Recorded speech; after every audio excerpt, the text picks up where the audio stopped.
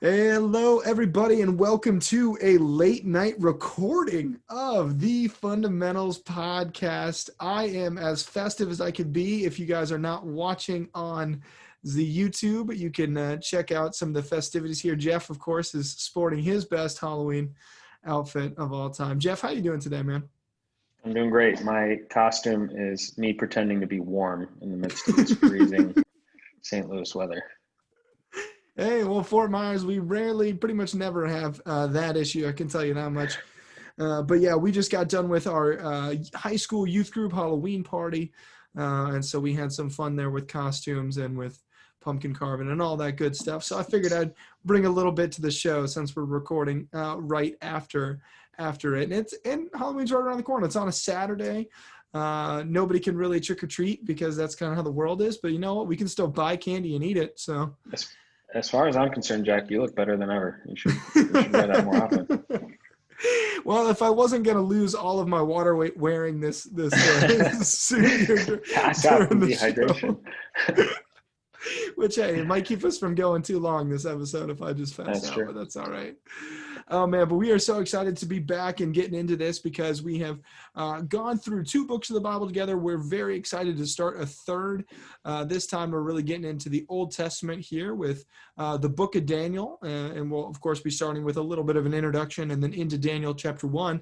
But, Jeff, you were kind of the driving force for us to open up this book and to start having some fun with it. Before we did Hebrews because of our buddy kind of mentioned some complications he had with it. But what made you want to study Daniel? I love the prophets. I think they're stories that, especially Daniel, is a book of the Bible that maybe we heard stories from as a kid. But I think people get a little skittish around the prophets. They don't like to jump in. But as we go into Advent, looking at the prophets is actually really helpful because they all point to this coming Messiah in their own way in this time when God will deliver the people of Israel. And in that we see kind of our own hope of deliverance in the future. So I just thought Daniel is a pretty self-contained prophet. It's not like we're dealing with 34 chapters like you would in Ezekiel or Isaiah that has 50 plus chapters. So it's a little bit more easy to manage, but it's helpful stuff. Yeah, that's awesome and very timely. I mean, I thought at first it's like, oh man, I want to get Jack to have to read some of these Old Testament names. It'll be hilarious. But apparently there's some actual more meaning behind it. And I guess that's just the bonus. That will be funny. So that's great. So anything else you want to say before we hit the ground running with Daniel chapter 1, the first couple verses? No, other than to preface this all by saying it will be a little bit more like historical background and context for this episode, because it's important to remember that prophecy it doesn't happen in a vacuum. It has a historical setting, and it's important that we understand where we are in the narrative of Scripture, where Israel is in its walk and covenant with God, the promises that have been made and the promises that haven't been made. So we'll be spending a little bit more time on the front end, and then we'll kind of not rush through, but the back end will be a little quicker. Awesome. All right, so let's do it. Again, we're using the ESV translation. We are Daniel chapter 1. We're going to go ahead and start with the first 2 verses. So let's do it. It says this: In the 3rd year of the reign of Jehoiakim, king of Judah, Nebuchadnezzar, king of Babylon, came to Jerusalem and besieged it. And the Lord gave Jehoiakim, king of Judah, into his hand, with some of the vessels of the house of God. And he brought them to the land of Shinar, to the house of his God, and placed the vessels in the treasury of his God. So where are we, Jeff? Yeah, so in time, we're basically in the 6th century, or maybe the end of the 7th century, kind of just depends, because Jehoiakim takes the throne of Judah around 609, I think is generally the date given. And so it's saying we're in the 3rd year of his reign. And at this time in the world, we kind of start to get the beginning of Greek philosophy. You have Buddhism is starting to rise in the Far East. And then the Mayans are settling and developing in Mexico. So it kind of gives you this fuller scale of historically, where are we? We think of all those ancient civilizations. And just remember that we're a couple hundred plus years into the story of Israel at this point. So Israel's been around for a long time now, and there's been a lot of history that led up to this point. So I would say the early part of the 6th century BC.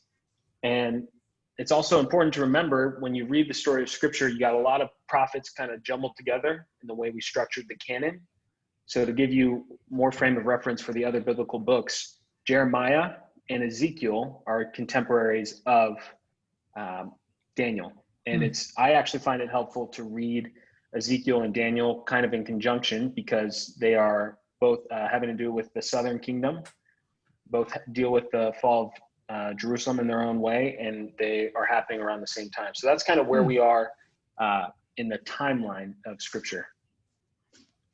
Awesome. Very cool.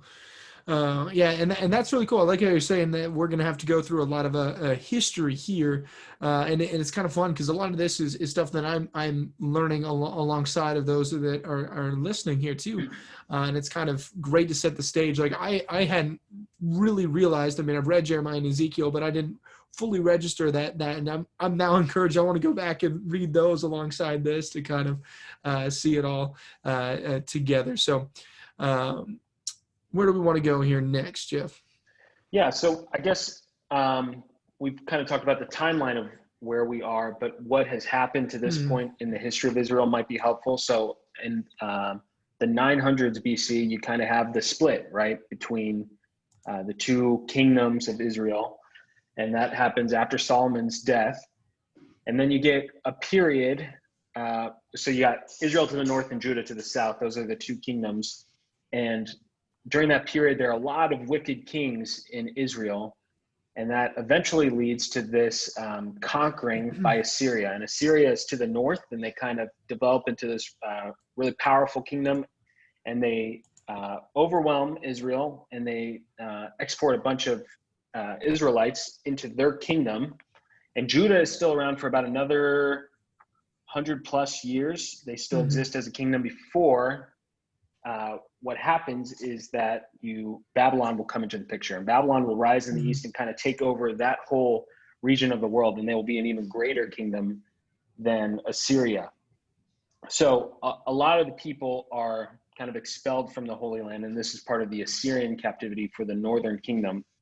Then you fast forward to the 7th century, and a guy in Judah comes on the scene. His name is Josiah, and you've probably heard of Josiah. You probably know good things about Josiah. He was considered a righteous king, and he kind of started this reformation in the southern kingdom, in which he expelled the pagan gods that had been brought in by the influence of Solomon and the kings after him, and he kind of reoriented the people's hearts back to Yahweh. So we get this eradication of the pagan cults, and then Jeremiah actually was a contemporary of Josiah. So again, more context of the scriptural books. Any questions about that so far, Jack? No, that's really connecting in, and that's kind of fun because Josiah is actually what I've been reading about in my own personal study, and which is kind of fun to see how that all links in together, and how he was able to kind of bring a lot of that back. And I see it now as I was reading the text, but sometimes you don't think all the history that's led up to some of these big moments. So I think you did a great job there, kind of explaining where we are as we start the book of Daniel, as we kind of see ourselves there. That's really cool. Thank you for sharing. Yeah. And so what happens is Assyria deteriorates. Basically, most kingdoms, after a couple hundred years of rising in power, they start to stagnate and then they fall. And that's exactly what happens here. And so Babylon rises from the east, and Assyria had, in a sense, an ally in Egypt. And the ally was King Necho, the king of Egypt. And he knows that Babylon is becoming this overwhelming force. And so he hopes to meet Babylon with the forces of Assyria and to kind of end their conquest of the known world at that point. And so as he's going up to meet Babylon with Assyria, kind of the natural route you take goes through what? It would be going through the Holy Land there, right? Yeah, the Holy Land. And so Josiah kind of catches wind of what King Necho is doing, and it's, I guess you can't really let foreign armies pass through your land whenever you want. And we don't really get we don't know exactly why Josiah decided to go to war with King Necho. As far as I remember, I don't remember reading any kind of command from Yahweh that he should go and do this thing.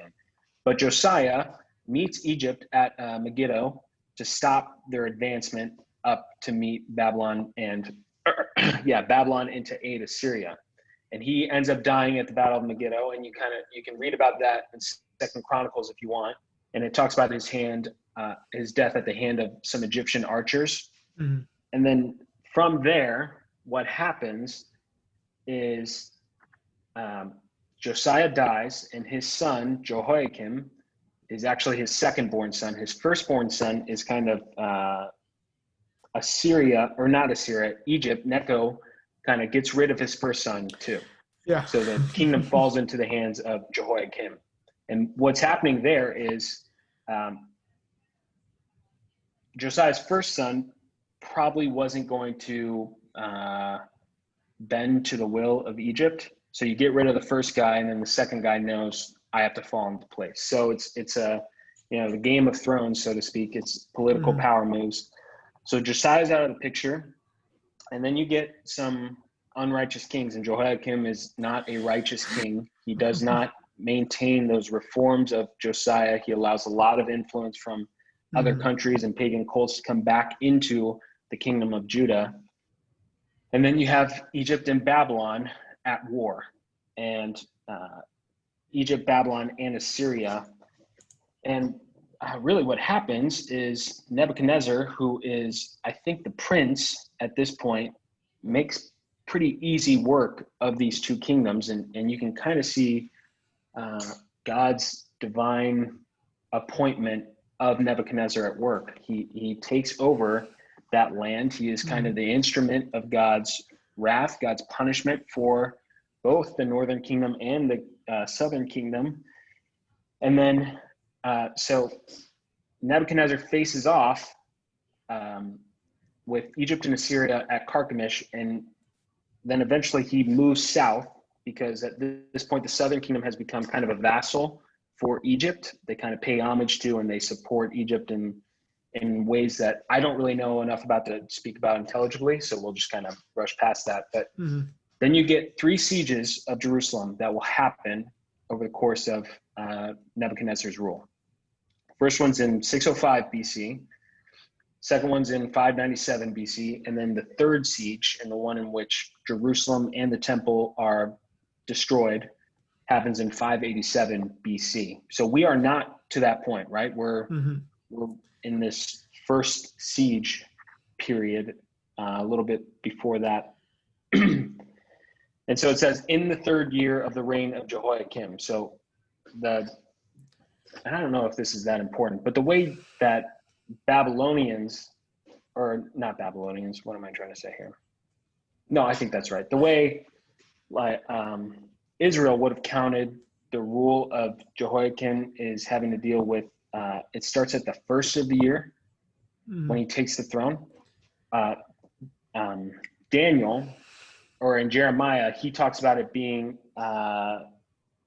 after the 1st year or something like that, but he's counting, I believe, in the Jewish manner, which is from the time he actually takes the throne, that's a year. Whereas this is saying like in the 3rd year, meaning the 3rd year from the 1st of the year when he was sitting on the throne as king. So if you read the Bible and you say, well, these timelines don't match up, they do. And I probably didn't do a good job of explaining them. But if you have a question, you can always email me or text me, and I'd be happy to explain that more. Yeah, I mean, that makes sense. It's just simply 2 different ways that they categorize timelines, and what they say is the official start date. And we even see that in our work calendars and stuff. You look at fiscal years compared to just calendar years. And we understand that. I mean, there are those differences, whether we need to know the exact ins and outs. For me, that's not something I necessarily will be spending my time learning. But if, like Jeff mentioned, if that is something that really piques your interest, he'll be happy to speak with you further on that. Yep. And it says, the Lord gave Jehoiakim into his hand, and he brought them to the land of Shinar. So this is outlined in Ezekiel as well. And why were the reasons that Yahweh gave Judah over to her enemies? Because of idolatry, and they were pursuing the things of the world as opposed to what was in right relationship with their God. And so and this is really important theology. This isn't just kind of the world overcoming God's people. This is God using these terrible instruments of these great armies and these worldly kings to impose his punishment on his own people because they broke the covenant. Yeah. Yeah, and it's crazy. Like, you see all the work that Josiah did, and that's what I've been reading about recently, and just it's incredible. He took over, I believe, at 8 years old, and reigned for 30 some years, and all the good stuff. Where, because they found the book of the law of Moses, and they just kind of really went back to the basics. It's like, you know what, we're going to follow this, and we're going to change everything about the kingdom so that it looks like this. And they had great success. And then, of course, as you mentioned before, his first son takes over, already did evil, but wasn't working with other kings, so he got the axe. New son comes in, and in the third year already did evil in the eyes of the Lord, and just completely shifted from all of that. And I mean, you're thinking about God in this position. I mean, over and over and over again, rulers had done evil. You finally had one that's doing great things, and then suddenly they're right back into the mess. And as you said, it's so cool that our God isn't limited to only using his followers, but he's able to use all things in the world, including those great armies. And I think that, we don't want to lose sight that that's actually, God is still in control. Right. Mm-hmm. Yeah, it's all his plan. He's orchestrating it. And it's much easier to talk about that in a intelligible way, in a thoughtful way, when you have seen kind of the fruition of the historical proceedings. We can talk about what's happening in the world right now. We can talk about God's plan, but it's not really helpful to talk about them in those terms. God's plan is never thwarted, but to say that God desired somehow that hundreds of thousands of people would die from this coronavirus or from any of the other terrible events that happen in the world, I don't think that's theologically a correct way to talk about what happens in our world today. I think we can say, though, that God will orchestrate even the most terrible things our world creates from now until the resurrection. He will use them for his glory, and he will use them for divine purposes that we may not see, not ever, we may not see in this life. So it gives you some perspective, because you think about these people, they watched the northern kingdom fall, and then generations later, their own holy city will fall. They probably think it's the end of all things too, right? Yeah. But what does God do, a couple hundred years later? Yeah. It brings about the redemption of the whole world. So that's really just to give us kind of perspective on how much history has come before us and how much history we can honestly expect to come after us. We are not the end all be all. We hope that Jesus comes back in our lifetime, but it's always important to live with the perspective of the history around us. Yeah, and that's cool. And again, that's another reason I appreciate you picking this book, because it gives us a little bit more deep found appreciation for that history, so we can have confidence in how our God has acted. And even if we can't see it, we know, as you mentioned, that he is using all things in this world. And that's really cool. We can have confidence that our God is at work, even if we can't fully understand all the different things that he's doing, and may not get to see, as you mentioned, this side of heaven, what he's up to, but we get to trust in him in that way. Very cool.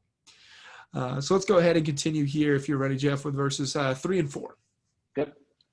All right, some more fun little names here. Then the king commanded Ashpenaz, his chief eunuch, to bring some of the people of Israel, both of the royal family and of the nobility, youths without blemish, of good appearance, and skillful in all wisdom, endowed with knowledge, understanding, learning, and competent to stand in the king's palace, and to teach them the literature and language of the Chaldeans. Yeah, so we've had a few weird words just kind of thrown in. It says they were taken to the land of Shinar, and then we get this language of the Chaldeans. This is all just having to do with like Easternness and Babylonia. There's synonyms for each other, essentially. And then you get his chief eunuch. Now, eunuch in Hebrew does not have the connotation of what we think of when we think eunuch in our context, what we understand a eunuch to be. This really just means kind of a servant of the king. Although I guess occasionally it was used in the literal sense. I don't think we should take this to mean that this was some kind of bodily harm done to this man. And then you kind of see that these youths without blemish, of good appearance, skillful in all wisdom, endowed with knowledge, they were brought into this land and they were taught the literature and the language of the king of that land, of the king of Babylon. And that's kind of an ancient tactic. When you conquer a nation or a great city, you take the best the city has to offer, the royal family, the nobility, the youths. You want to use them for your purposes, right? You don't want to just kind of waste the prosperity of the land and of the people. And in some sense, it's kind of a hostage situation in that you always have, in case there's some kind of revolt, you have leverage against those that might try to revolt against your rule. And also you take them out of the land so that they can't rebuild their land. You leave behind kind of the working class to tend to the fertile land, to kind of rebuild that area, but you take the best the land has to offer and you make them part of your kingdom and you make them your servants. And that's exactly what the king of Babylon does. Yeah. And like I said before, any of the words that are used to describe a region or a language, Chaldea, Shinar, those are just referring to Babylon, is how we should think about them. Yeah. And I mean, it makes sense they would do those things to, I mean, just like you mentioned, establish control. They've taken over this area. They intend to rule it and modify it and change it so that they can more easily remain control and maybe even indoctrinate some of those youths and raise them in that way. And yeah, so I mean, all that completely makes sense when you have a chance to kind of think about what they would do in that moment. So continuing now with verses 5-7. The king assigned them a daily portion of the food that the king ate and of the wine that he drank. They were to be educated for 3 years, and at the end of that time, they were to stand before the king. Among these were Daniel, Hananiah, Mishael, and Azariah of the tribe of Judah. And the chief of the eunuchs gave them names. Daniel he called Belshazzar, Hananiah he called Shadrach, Mishael he called Meshach, and Azariah he called Abednego. Yeah, so we're probably all familiar with Shadrach, Meshach, and Abednego. I would be willing to bet that not many of us could remember off the top of our heads the Hebrew names for these men. But they were brought up to be eunuchs and servants, just as Ashpenaz was the chief servant of the king. They ate well. They were well taken care of because they were going to serve a special purpose. So Daniel, Hananiah, Mishael, and Azariah become Belshazzar, Shadrach, Meshach, and Abednego. It's a shift in their names, and their Hebrew names all, and I'm not going to go into the literal meaning of each of their names, but they were all names that glorified Yahweh. And these were men that would have served some kind of role, I would imagine, in temple life, in like ritual and ceremony life. And so their names were honoring and glorifying to Yahweh. But Babylonia, the king of Babylon, kind of assigned to them a pagan name. And that was to kind of strip away their identity in a sense, because we see here that they're going to want these men to orient themselves to their culture, to their gods, and to their proceedings. So for 3 years, education, good food and wine, and that's really to inculcate a sense of loyalty, a belonging, an appreciation for the young men of Judah. They're still kind of at a point where they're malleable. They didn't live their whole lives in the southern kingdom. They could still be won over in a sense, I guess, is my guess of why you butter them up so much. Yeah, and you can even think too about changing the name. You're kind of shifting maybe their identity, their allegiances. Right. You're really trying to win these people over so they become your people. They live as you live. They think the way that you think. They love the things that you love, follow the things that you follow, all that kind of stuff. They're really trying to do that indoctrination, really take them in that way. And I mean, that's a very intentional thing that they're doing. This isn't just some on a whim, I don't like their name, give them a name easier for me to say. No, this is like, we are really trying to take them away from their culture, what they've had, and really implant them in what we want them to have. Yep, it's true. So verse 8, we have Daniel's response to this. But Daniel resolved that he would not defile himself with the king's food or with the wine that he drank. Therefore, he asked the chief of the eunuchs to allow him not to defile himself. Yeah, so Daniel will not allow himself to become ga'al, which is unclean or stained by the food. And this is dealing with kosher law for food for the people of Israel, that eating it, they would become ritually and ceremonially unclean. And I'm guessing in Babylon, they didn't have a very good way of making sacrifices if they were to become unclean. So Daniel is not going to give into those commands, because he would be breaking the law, as we kind of read in Leviticus 11, kind of some of the explanation of kosher laws. And so you see still the reforms of Josiah, even in these young men, they had an impact. So Daniel is kind of a byproduct of the reforms that Josiah tried to implement in Jerusalem and was successful to a certain extent. Yeah. Even though his sons after him didn't do a very good job of keeping up with what he started. That's a nice way to put it. Right. Yeah, no, I think how crazy this is. So you're in this new kingdom. Everything's been taken away. This new kingdom is really trying to strip away at a lot of your heritage, a lot of what you were doing, your rituals, everything you had. And I mean, I even think for me, like I typically like to say, say a little prayer before meals, but sometimes I find myself around a bunch of people that don't do that, or I'm in their home, they don't pray before eating. You're in a new space, and just how uncomfortable it is to like, well, can I quickly pray? Are they going to notice? Or can I, like, you just start to feel all those just societal pressures.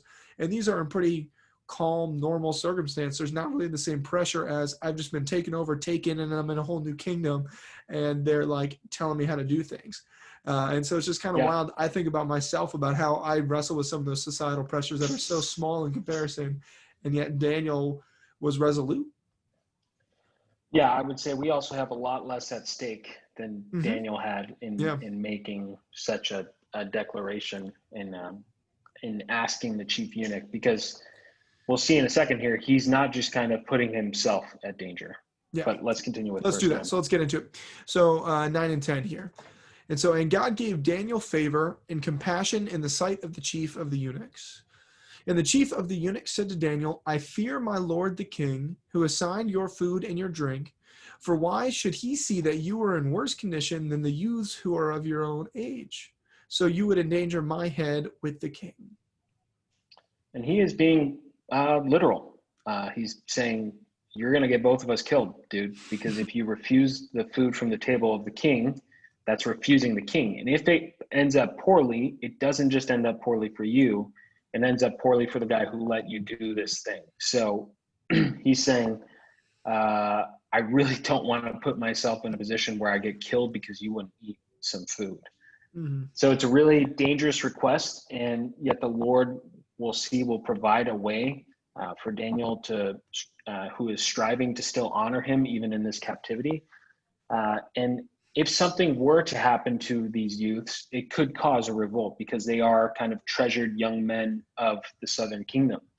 And then you kind of see in Jeremiah some more of Nebuchadnezzar's cruelty, and we'll get it here in Daniel, what happens when you defy the king. So there was real danger in crossing him, and his chief eunuch knew the danger that could be awaiting him. So there are real stakes at play here. It's not just kind of it's not like me saying I actually prefer to eat mostly vegetarian if I'm, at someone else's home. They're not going to cut off my head. Nebuchadnezzar might actually cut off both of their heads if Daniel refuses the food from his table. Yeah, and I'm just going to put meat on your plate anyway, Jeff, so works out. Right. No, but I think that's a great point, where it's not just his own life, but it's somebody else's. And it's, like you said, it's such a big deal. You don't refuse the king. They're the king. And what they say goes. And so that's really what he's getting into. And yet, as you mentioned, God is faithful. And as Daniel is faithful to God is even more so faithful in that way. So let's get into that here with verses 11 through 15. So a little bit of a chunk we get to see.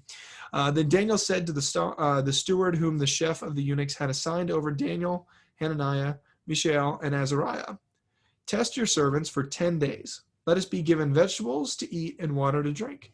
Then let our appearance and the appearance of the youths who eat the king's food be observed by you, and deal with your servants according to what you see. So he listened to them in this matter and tested them for 10 days. And at the end of 10 days, it was seen that they were better in appearance and fatter in flesh than all the youths who ate the king's food.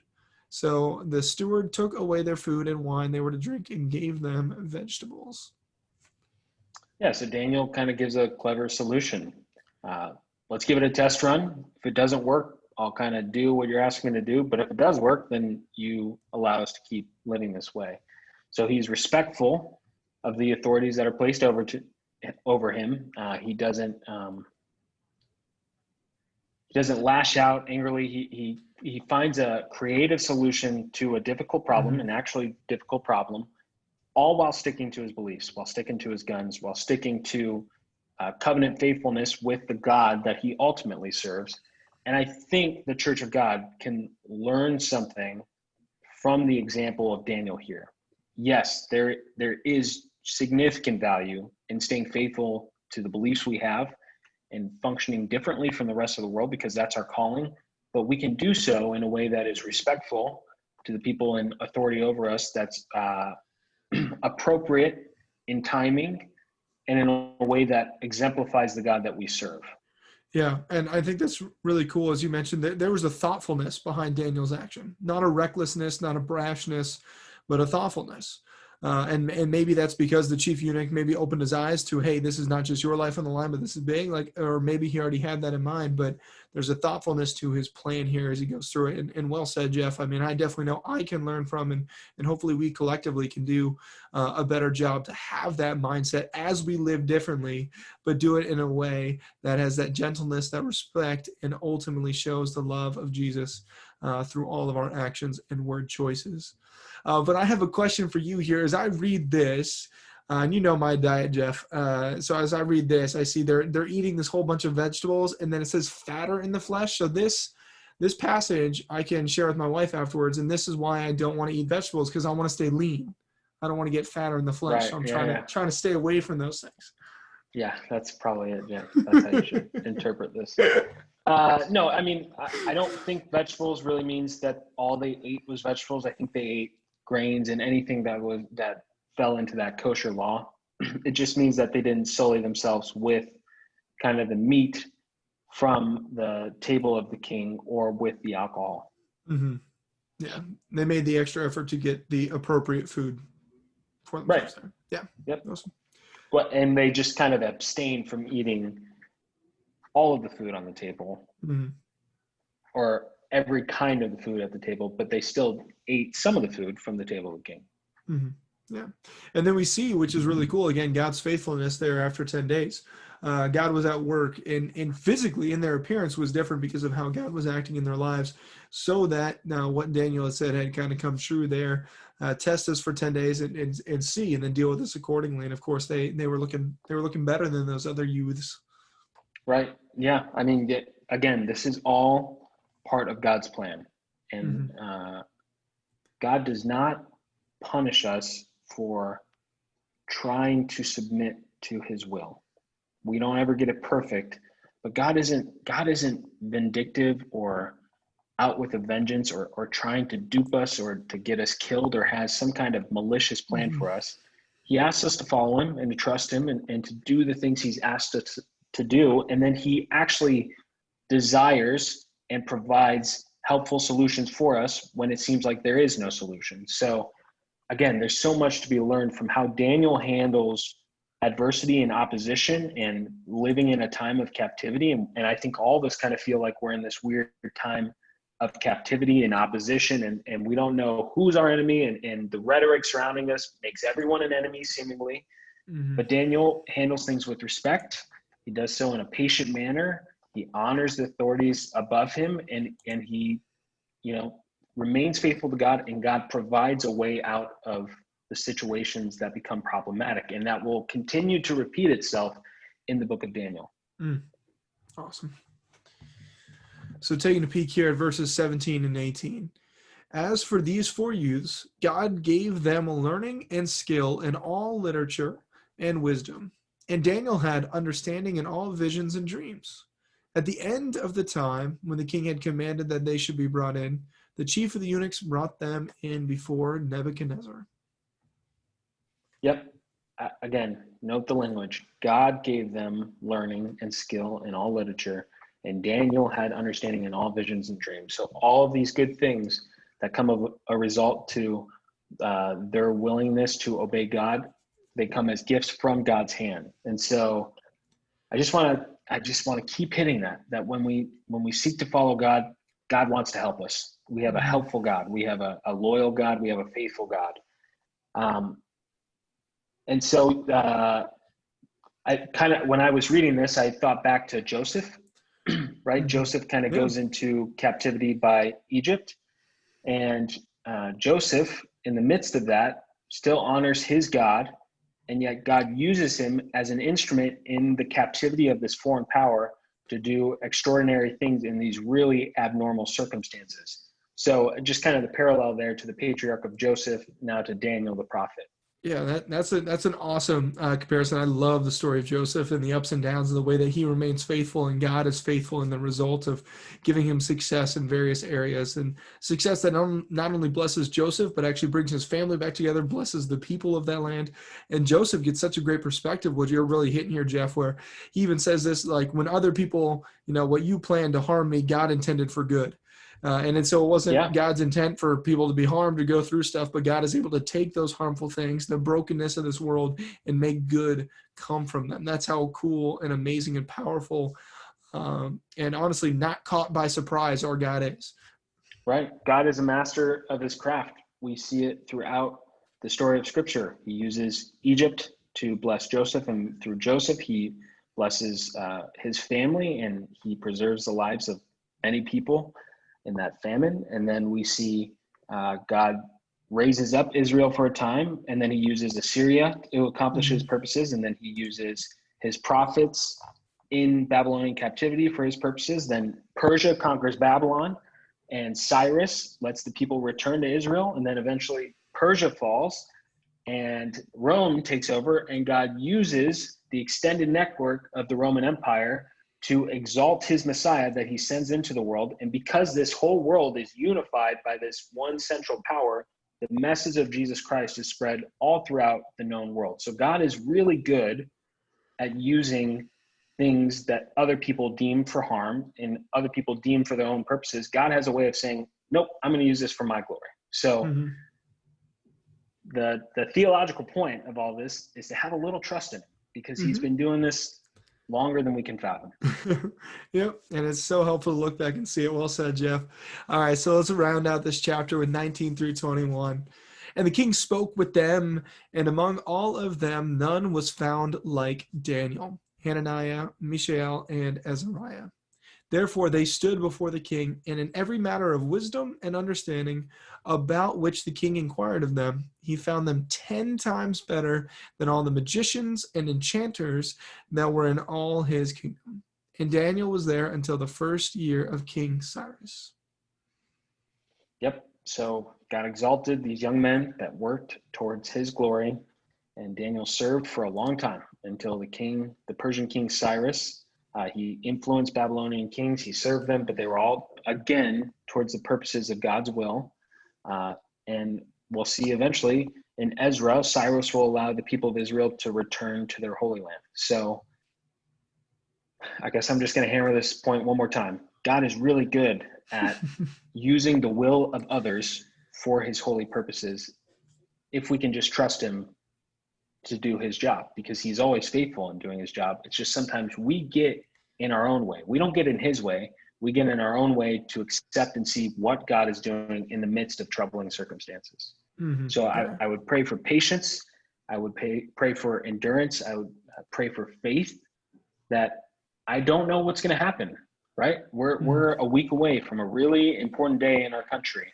And I'm not telling you how to vote. I'm not telling you who I'm voting for, because I think that's a problematic thing to do, and I'm just not interested in hearing other people's opinions about it.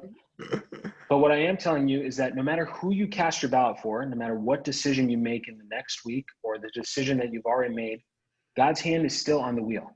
God is not letting go of the wheel. God has not lost track of his plan. His will is still acting. His word is performative. It means it actually changes things. And he says that I am coming again soon, and I will bring a resurrection, and I will call people out of the grave. So no matter what happens this week or next week or in the weeks to come, no matter how many people might die from this virus, and I don't know what that number will end up being, God's hand is still on the wheel, and he is still directing all things to his glory. So live with the patience that comes from faith. Yeah, absolutely. And I love looking at these four men that got to stand before this king, and they were set apart. And it wasn't by their own workings, but it was God working through their lives. It reminds me of the passage from the New Testament when it talks about the people were astonished when they saw, I think it was Peter and John, were just ordinary, common men, uneducated, and they were shocked by their boldness, and they realized it's because they had been with Jesus. And the same is true for us with all things, as it goes through voting and goes through living in this world and beyond, and trying to understand these big things and what the hurting is.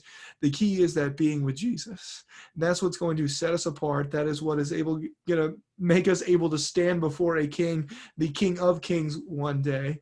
And that is what it is all about. We rest in that, and that word patience is going to be continually so key. And I love the wise words of Morgan Freeman from the movie Evan Almighty, which is completely accurate. It's so good. But at the end, he's talking with the wife of Evan, and she's just kind of frustrated. And Morgan Freeman playing God is just like, do you think when you pray for patience, God gives you patience, or gives you the opportunity in which to practice it, to live it out? And I think he does both. He provides the patience, but also we have the opportunities to live and rest in that. Yep, that's a good point. That's awesome. Any other things you want to cover, Jack? No, I mean, I'm thrilled. Thank you for bringing the history here as we continue to dive into Daniel. I think this is going to be a fun thing. Hopefully those of you that are listening and studying along with us are blessed by it as we continue to go through. Of course, ask the historical clarifying questions to Jeff as we continue to have some fun with this. And it's going to be pretty cool. I just want to offer another caveat. I went through a lot of history, and I don't want you to get the impression that I know all this stuff off the top of my head. Neither Jack nor I are great scholars. There are other really, really intelligent people that have worked hard to make this information accessible. Mm-hmm. And our hope is just in having conversation, it becomes even a little bit more accessible. So we are not great scholars. We just have this gift of the internet and of commentaries and of reading this really great book. So if you ever have questions, you can ask us. And if we don't know, we will consult people more intelligent than ourselves. But keep reading your Bible, read it diligently, read the background of the Bible, the historical context of the Bible, because it really, it enriches your reading of the Bible in this greater scheme of everything God is doing in the world towards his Messiah, and then everything that happens from his Messiah. So read the Bible in its fullness. Can't say any better than that. Thank you so much, Jeff. Thank you, everybody, for listening to this Halloween late night recorded edition of The Fundamentals. We truly hope that you guys all have a wonderful weekend, not only celebrating Halloween in these new ways and being safe, but also remembering the Reformation and God's grace through that. And, of course, as Jeff was hinting at earlier, that election is coming up. So those that are of voting age, please do your homework and exercise that right to vote. And we will see you guys next time here on The Fundamentals. Happy Halloween and happy All Saints.